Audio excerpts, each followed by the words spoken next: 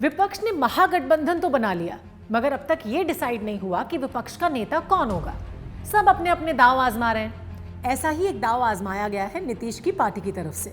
JDU ने कहा है कि यूपी में जेडीयू कार्यकर्ता चाहते हैं कि नीतीश कुमार यूपी की किसी सीट से चुनाव लड़े, मगर क्यों, यूपी से ही क्यों, आपको बता देते हैं। Welcome to the big bench daily. देखिए, चुनाव में ना हम जाति की बातें इसलिए कर रहे हैं क्योंकि जाति के गणित को साधते हुए 2024 के चुनाव में एक नई सुगबुगाहट हो गई है। ये सुगबुगाहट बिहार के मुख्यमंत्री नीतीश कुमार को लेके है। कहा यह जा रहा है कि नीतीश कुमार उत्तर प्रदेश से लोकसभा का चुनाव लड़ सकते हैं। ठीक है, तो जो पहली खबर आ रही है वो ये है कि नीतीश कुमार फूलपुर, प्रतापगढ़, फतेहपुर और अंबेडकर नगर में किसी एक जगह से लोकसभा के समर में उतर सकते हैं। अब सवाल ये उठता है कि ये बात आई कहां से कि नीतीश कुमार उत्तर प्रदेश की किसी सीट से चुनावी समर में उतरेंगे। तो आपको बता देती हूँ कि ये बात बिहार सरकार के ग्रामीण मंत्री और उत्तर प्रदेश के जेडीयू प्रभारी श्रवण कुमार ने कही है। श्रवण कुमार ने एक बैठक के बाद बताया था कि उत्तर प्रदेश के ज्यादातर जेडीयू कार्यकर्ताओं की मांग है कि नीतीश कुमार उत्तर प्रदेश की किसी सीट से चुनाव लड़ें। ठीक है, अब नीतीश कुमार उत्तर प्रदेश से चुनाव लड़ेंगे कि नहीं लड़ेंगे ये तो अभी नहीं कहा जा सकता है, मगर चुनाव लड़ने का जो शिगुफा छोड़ा गया है इससे नीतीश की छवि को जरूर फायदा मिलने वाला है। कैसे मिलेगा फायदा वो भी आपको बता देती हूँ। देखिए, राहुल गांधी को सुप्रीम कोर्ट ने राहत दे दी है। राहत मिलते ही राहुल गांधी सबसे पहले जिससे मिलने पहुंचे वो कौन थे? लालू प्रसाद यादव। अब लालू प्रसाद यादव भारतीय राजनीति के बड़े खिलाड़ियों में से एक हैं। राहुल, तेजस्वी और लालू की मुलाकात के बाद ये कहा जा रहा है कि अब विपक्षी गठबंधन 2024 के लिए युद्ध स्तर पर लग गया है। मुंबई में ना विपक्षी गठबंधन की बैठक में इस बात का भी ऐलान हो सकता है कि विपक्षी गठबंधन वाली INDIA का नेता कौन होगा। जिस तरह से राहुल एक्टिव हुए हैं, बहुत पॉसिबिलिटीज हैं कि राहुल गांधी को ही आगे कर दिया जाएगा। अब नीतीश कुमार के पास विकल्प कम ही है। सबको मालूम है कि नीतीश कुमार ही वो नेता हैं जिन्होंने विपक्षी दलों को एक करने की पहल की है। ठीक है, सबसे पहले नीतीश की अगुवाई में 23 जून को विपक्षी दलों की बैठक हुई थी। तब नीतीश को यह पूरा विश्वास था कि उन्हें विपक्षी दलों का चेहरा बनाया जाएगा, मगर ऐसा कुछ हुआ ही नहीं। नीतीश काफी निराश हुए, नीतीश काफी डिसअपॉइंट भी हुए। उसके बाद जब विपक्षी दलों की दूसरी बैठक बेंगलुरु में हुई तब भी खबर सामने आई कि INDIA नाम को लेकर नीतीश कुमार ने नाराजगी जाहिर की है, जिस पे किसी ने ध्यान ही नहीं दिया। नीतीश को लगा कि उन्हें किनारे कर दिया गया है। अब जब ये खबर आई कि नीतीश यूपी से चुनाव लड़ सकते हैं तो सवाल उठा कि इसके पीछे की पूरी प्लानिंग क्या है, वो भी विपक्षी दलों की तीसरी बैठक से पहले। एक्चुअली मुंबई की बैठक से पहले ना नीतीश के यूपी से चुनाव लड़ने वाले बयान को उनकी राष्ट्रीय महत्वाकांक्षा से जोड़कर देखा जा रहा है। जेडीयू को यह बात अच्छे से समझ में आ गई है कि नीतीश कुमार को अगर दिल्ली की कुर्सी पे बिठाना है तो उनको बिहार के दायरे से बाहर निकलना ही होगा। ठीक है, बिहार के बाहर किसी दूसरे राज्य की सीट से लोकसभा चुनाव लड़ना ही होगा। एक तरफ खुद नीतीश विपक्षी दलों को एक मंच पे लाने की कवायद में जुटे रहे, तो दूसरी तरफ जेडीयू ने फूलपुर के कई स्तर पे सर्वे कर लिया।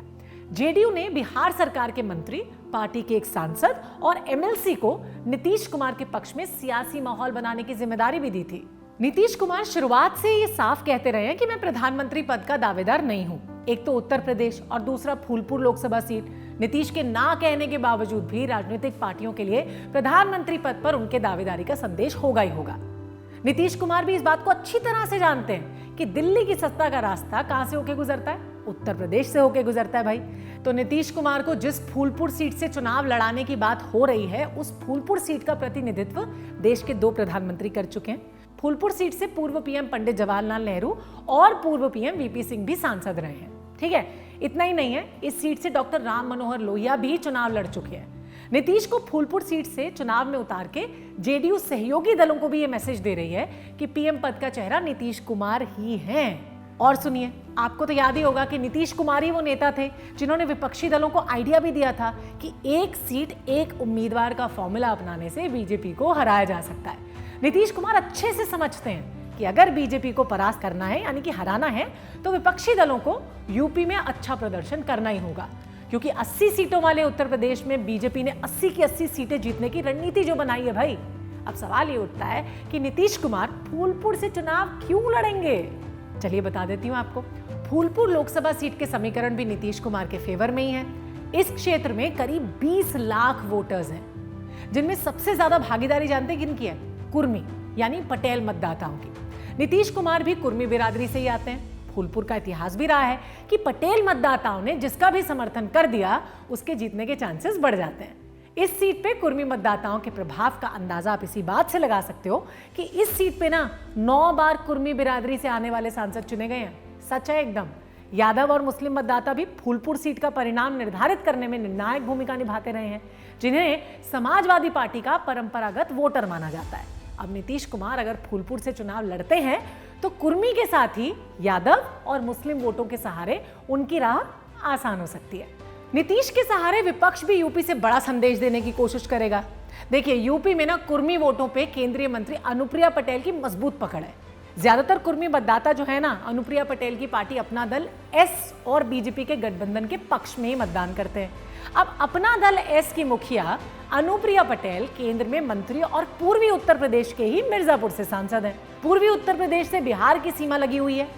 ऐसे में नीतीश अगर फूलपुर से चुनाव मैदान में उतरते हैं तो इससे क्या होगा? इससे यूपी और बिहार दोनों ही राज्यों में विपक्ष को इसका फायदा मिल सकता है। चलिए अब आ जाते हैं जातीय समीकरण पे।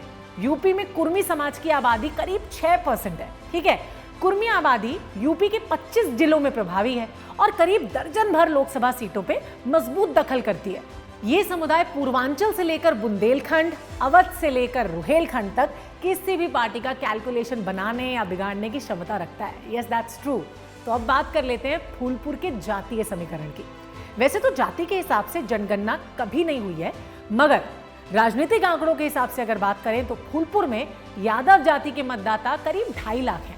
2.5 लाख ही पटेल मतदाता भी हैं। इसके बाद 1,75,000 मुस्लिम मतदाता हैं और 75,000 मौर्य और अनुसूचित जाति के करीब होंगे 2 लाख मतदाता।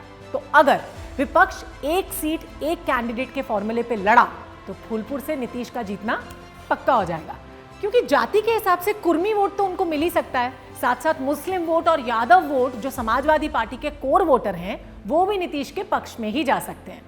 अब द बिग बेंच पे बैठ के सोचने वाली बात यह है कि नीतीश के नाम पे सिर्फ माहौल बनाया जा रहा है ताकि मुंबई में होने वाली विपक्ष की जो बैठक है उसमें नीतीश अपना दावा मजबूत कर सके।